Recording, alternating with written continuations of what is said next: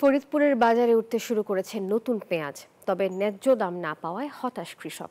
এ নিয়ে আরো খবর শোনাতে ফরিদপুর থেকে যুক্ত হচ্ছে সহকর্মী খায়রুজ্জামান সোহাগ। সোহাগ, জানাবেন ফরিদপুরে পেঁয়াজের কেজি কত করে, আর পেঁয়াজের দাম নিয়ে কৃষক কি বলছেন, তারা কি লাভবান হচ্ছেন কিনা পেঁয়াজ চাষে?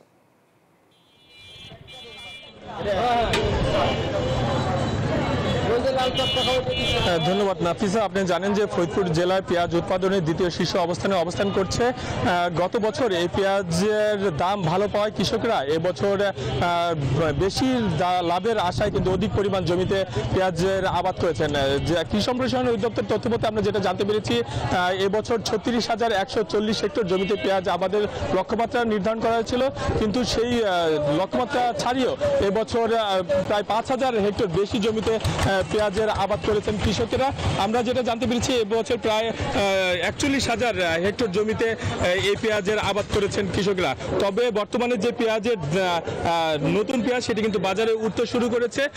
সেই পেঁয়াজে আসলেও কৃষকরা কিন্তু ন্যায্য যে দাম সেটা কিন্তু পাচ্ছেন না, এমনটা কিন্তু আমাদেরকে জানিয়েছেন। আমরা কথা বলেছিলাম কৃষকদের সঙ্গে, তারা আমাদেরকে জানিয়েছেন যে প্রতি বিঘায় এই পেঁয়াজ উৎপাদন করতে তাদের খরচ পড়তে 80 থেকে 1 লাখ টাকা করে পড়ছে, আর এই 1 বিঘা জমিতে 70 থেকে 80 মণ পেঁয়াজ উৎপাদন হচ্ছে, যেখানে বাজারে পাইকারি দরে 1000 থেকে 1050 টাকা করে বিক্রি হচ্ছে, যেখানে বলা যায় যে 1 বিঘাতে 70 থেকে 80 হাজার টাকা বিক্রি হচ্ছে।